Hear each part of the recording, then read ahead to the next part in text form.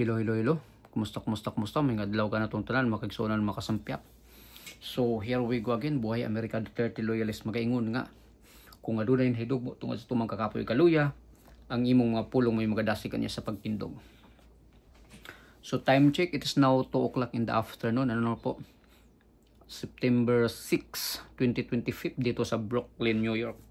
So, ano bang pwede nating pag-uusapan mga kasampyak? So, alam naman natin lahat ng mga kaganapan dyan sa Pilipinas. Ang lahat patungkol sa flood control project na ngayon sinabi nila na itong pinaka-mastermind talaga dyan sa flood control, itong si Zaldico, nandito na daw sa US. Parang tumakas na daw. So, yung mga iba, yung mga kasama niya dyan sa Congress, sa lower house, nagsabi na nagpunta daw kasi nagkasakit. Wala pa daw wala pang, kung baga wala pang hearing, nandito na daw si Zaldico. Pero alam natin na, alam din nila na doon din patungo. Kung kaya, ngayon, sinecure na nila yan si Zaldico.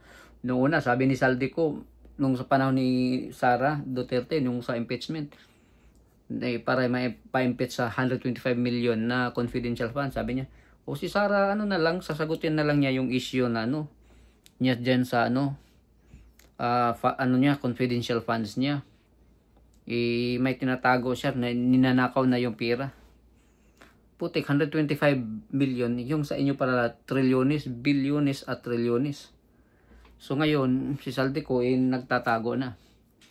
So, ngayon, meron pa tayong mga dyan na hindi lang, kasi ang kagustuhan lang kasi ng mga iilan dyan na gustong i-convict, ito lang mga contractors, ito lang mga district engineers sa DPWH. Alam naman natin na pag gumagawa yan ng budget from DBM, tapos doon sa Congress, tapos doon sa presidente. So, nandoon lang yun. Yung mga nandoon sa yung mga contractors, kung baga hindi yan makakatanggap ng proyekto kung hindi talaga binibigyan yan or nakalaan na yan na ibibigay ng mga congressmen. Imposible na hindi alam nila yung katarantaduhan. Tapos ito namang district engineer, gusto nilang idiin itong yung district engineer ng first district of Bulacan ba yan? Si Henry Alcantara na kumakanta na. So pero palusot si Henry. Sabi ni Henry Alcantara na hindi daw niya alam itong mga ghost projects kasi talamak yung ghost project sa talaga niya, sa watch niya sa kanyang distrito. Kasi district engineer siya. Lahat ng mga proyekto sa yung distrito, ikaw talaga yung mananagot diyan. Ganyan talaga yan. Tapos sabi niya, hindi daw niya alam. Nung narinig na daw niya o nalaman niya na may mga ghost projects daw, mga ganun, pinaimbestigahan daw niya, pinatawag yung mga project engineer, mga ano pa yung mga niya. Katarantaduhan talaga yan. Kasi halimbawa nagtrabaho ako dati sa DPWH under sa waterworks. Kasi iba-iba yung departamento diyan, mayroong maintenance which is road concreting. And mga maintenance, mga school buildings. Tapos with waterworks, itong mga plumbing, itong mga plumbers katulad ko. Naging plumber ako, mga takay lang tapos naging job order. Ganun lang talaga. Hindi nga umabot sa plantilla, ganun. Hindi, ang hirap mag-regular diyan .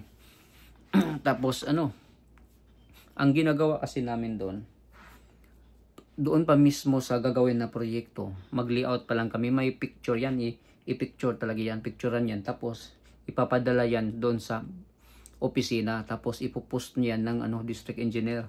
Makikita talaga yung proyekto. Tapos pag nagsisimula na yung proyekto, picture talaga, kinukunan niya ng picture para makikita yung update ng trabaho nyo. Hanggang sa matatapos na talaga yung proyekto, na talaga yan, tapos i-post na talaga yan doon sa opisina nyo. May malaking kung saan ipopost yung mga proyekto. Tapos mag-inaugurate pa yan kasi parang bigyan ng dangal yung district engineer na ito yung mga nakukuha or mga natapos niyang mga proyekto. Tapos ipagmamalaki yan ng mga congressmen, ganun. So kung kaya itong masasabi ko na katarantaduhan or kalukuhan talaga yung sinabi ni yung district engineer na si Alcantara ba yun? Henry Alcantara. Yun ba yung yung nagsusugal ba yan? Siya ba yung laging nagkakasino? So katarantaduhan talaga yan. Hindi talaga yan totoo na hindi niya alam yan yung anong nangyayari on the grounds. Kasi nagtrabaho tayo sa DPWH mga more than 2 years eh. Alam natin yung mga yan, pasikot-sikot. Ultimo pa nga yung mga pag may absent or halimbawa may gusto silang bibilhin, isisingit pa nga yung mga spare parts dyan eh. Lagyan na lang ng tao or ganyan yung ginagawa nila. Tapos itong mga taga DPWH during lunchtime nagsusugal yan dun sa sa mga opisina nila. Totoo talaga yan, nagtutong its yan eh. Tapos yung iba naman, kasi ang tagal ng sahuran sa DPWH, yung sa amin, namin ibibinta namin sa bangko na gustong kukuha 12%, tapos may babalik na rebates. At may mga kasamahan pa kami na talaga bumibili ng payroll, yung may mga pera kasi yung iba mga engineers, yung iba mga alam nyo naman yung mga mikos-mikos ng mga mga project engineer, ganun. Pag Pasko, New Year, binubonus nila yung mga pera na yung halimbawa yung may mga proyekto na maagang natatapos, so may savings sila lang din mismo yung dun nakakabenepisyo. Kami mga takay, wala, job order, depende sa klase ng job order. Kasi kaming takay, sinabi din dati na job order kasi pag walang proyekto, wala din kami. Pag saan yung proyekto, doon kami. So, wala talaga. So, kawawa yung nasa baba. Yung nasa taas lang talaga yung yumayaman dyan. Pero, kumbaga konsyapahan na yan eh. Tapos ngayon, 2026 budget. Gusto na i-chapira. Gustong ibalik doon sa or gustong ibalik kung saan man yung proyekto na yan. Yung gusto nilang mangyayari sa 2026, gusto na nila i-reenact yung 2025 budget. Kasi nalalaman na kasi, or na kasi, basang-basa na kasi itong 2026 na itong flood control. Wala na silang mahihita dyan kasi eyes on, na talaga yun. Yung mata ng mga tao, ng sambayan ng Pilipino, nakatutok doon sa flood control. So, mahihirapan na silang mag-corrupt dyan. So, ngayon, gusto nilang i-reenact kasi sa 2025, yun yung pinaka most corrupt budget, may mga maraming insertions doon. So yun yung gusto talaga nila. Kung baka walang takot ng magnakaw itong mga talaga mga politiko natin eh. Gusto yatang mag Indonesia 2.0. Sana man lang hindi, pero wala, katarantaduhan na talaga to eh. Tapos itong sigarin, himod puwit talaga. Ayaw niya yung ilabas yung USB ni Chanko, sila ni Atras Abante. Kumbaga, at marami pa sila dyan ng iilan. At iba pa dyan na gusto. Ayaw talaga nilang maimbestigahan si Saldico. Alam naman natin na sinabi nga ni Inday Sara na yung may hawak lang ng budget ng Pilipinas, si Saldico at si Romualdez lang. Kasi yung sinabi ni Inday Sara na siya mismo doon in-insertan at sila din mismo yung kukuha niyang mga ini-insert. Ganon talaga yung ginagawa nila. May mga distrito doon, hindi alam ng mga congressman sa distrito at lugar nila na in-insertan na sila. Pero yung nagre-request si Saldico pala. Pero imposible naman na si Saldico lang yan. Imposible hindi alam yan ni Tambaloslos at hindi din alam ni Marcos Jr. yan. Sasabihin lang yan ni Marcos, sige kayo nang bahala dyan sa ilalim, basta sa Bisaya pa waslikan mura ko, wasliki ra ko diri. Ganon talaga yan. Corruption to the core talaga yan. Kumbaga cancerous na talaga itong corruption sa ating bansa eh. Tapos nakikita na pina-fact check na tayo ng tadhana itong mga natural disasters, ganun, nga baha-baha. So at ngayon Mismo din itong mga anak ng mga congresswomen, itong mga pamangkin nila, nag-flex ng mga yaman nila. Kasi at sa barya-barya lang daw. Si ano ba yun, yung ano yun, Claudine ko, yung kumain na 700,000, 900,000. Parang baliwala lang sa kanila eh. Nagsabi pa nga niya yung expected nila na 300,000 to 500,000 doon nung kumain sila, tapos ano pala 900,000, pero sabi wala barya lang daw. Nako, grabe, ang laki nun eh. Yung mga 970,000 isang kain lang, 16,000 US dollars yun eh. Sasahurin ko yun, mga ilang ano pa yun, mga 2 buwan. Ako, mapunta pa sa tax. So wala talaga anong kawawang Pilipinas. Kung baga naungusan na tayo ng ibang bansa doon sa patungo sa kaunlaran, sa progreso. Pero patungo naman sa katarantaduhan, mga kapalpakan, tayo yung nangunguna. So wala na tayo, mananatili tayong third world country habang itong mga kalapit natin na bansa ay patuloy yung progreso nila. Kasi itong gobyerno ngayon, utang ng utang. Ito lang yung gobyerno na mas malaki pa yung utang niya.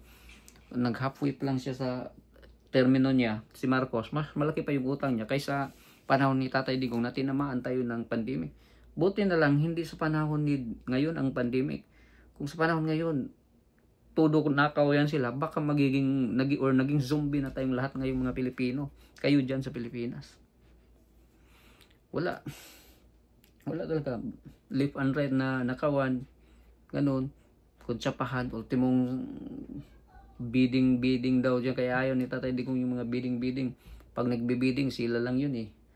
Nagdadrama-drama lang yan sila. May mga dami pa sila, tapos mga pamilya pa nila, para sila lang din yung mananalo pagdating sa bidding.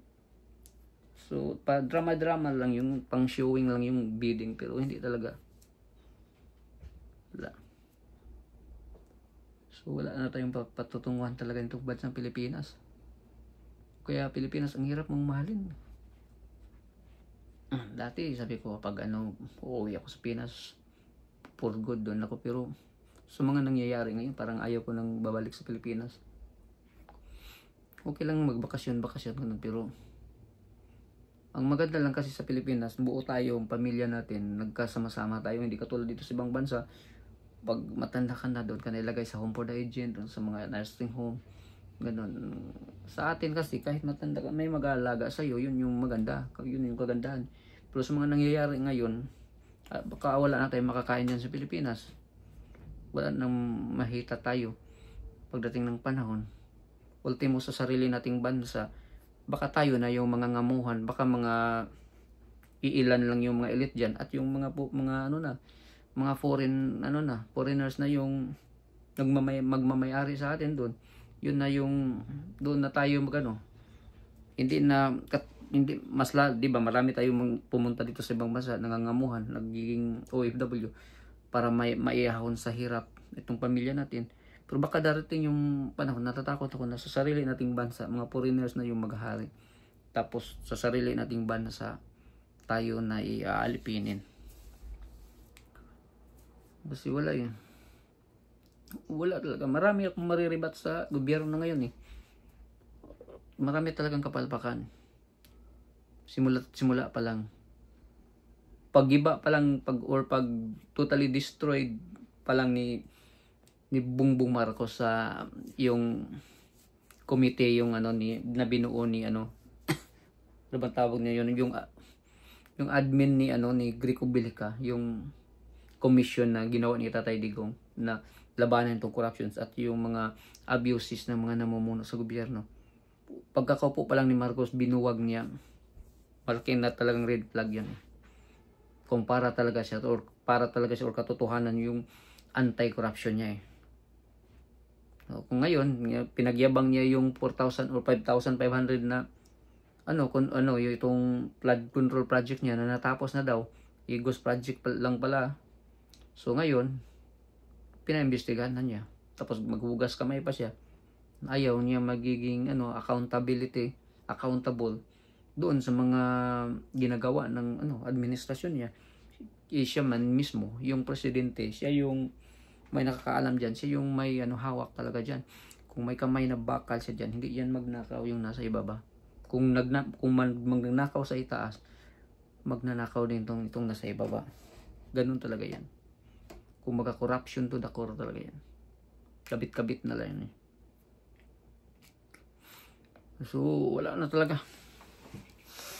Ang hirap ng natin, ang hirap talaga ng kalagayan nating mga Pilipino. Tayo yung mapapahamak diyan. Wala akong nakikitang tapos ngayon nagpalit na ng ng secretary diyan sa DPWS. Wala din yung mangyayari. Kahit sasabihin nila mas magaling yan si Vince Dizon, wala din akong tiwala diyan. Pag sino yung iloloklok ni Marcos, pag Marcos pa rin, wala akong tiwala diyan eh. Pero bigyan din natin ng pero wala, makikita natin na yung patutunguhan ni drama lang. Ito pang si Lacson, sila mga Tito Soto, bakit nanalo pa yan? Bakit binuto nyo yan? Kasalanan din nyo yan mga Pilipino. Kasi ito, gusto lang itong si Soto, gusto lang ang isisihin itong mga Duterte sa panahon ni Tatay Digong.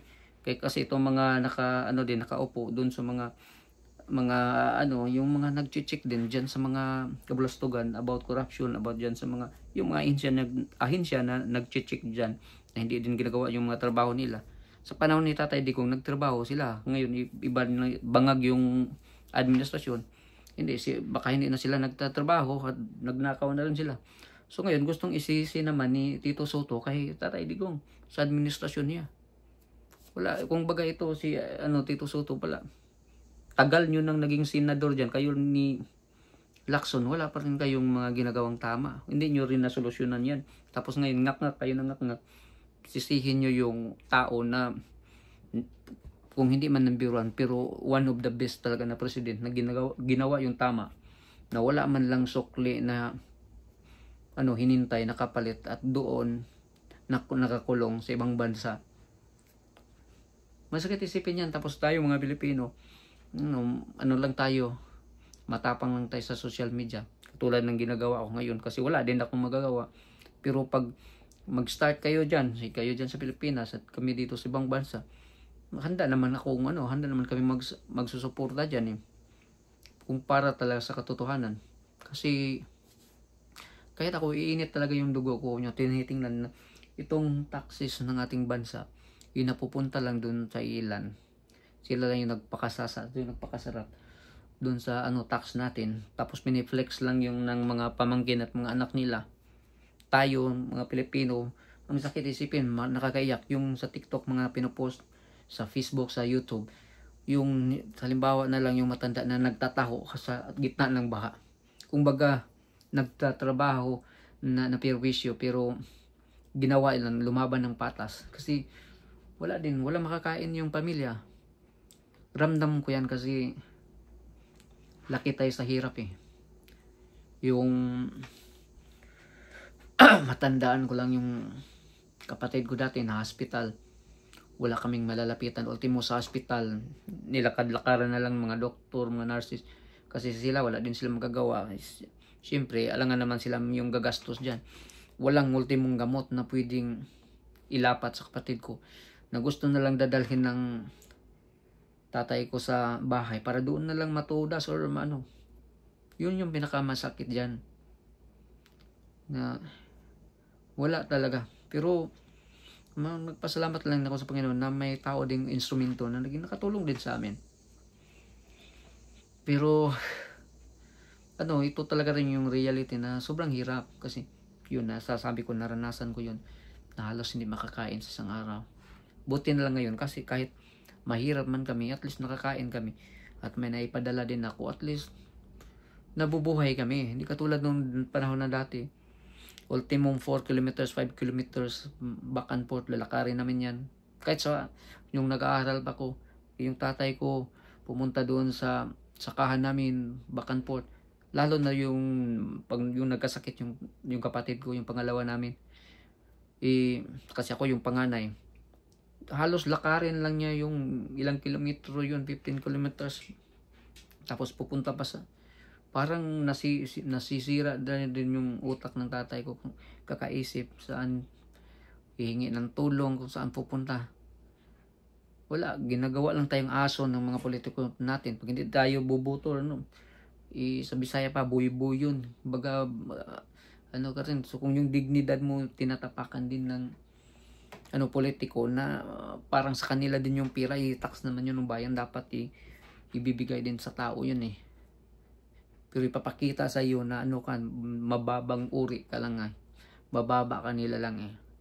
Ipamuka sa iyo. Masakit yan eh. Kaya wala. Ang hirap talaga sa totoo lang. Real talk lang tayo talaga.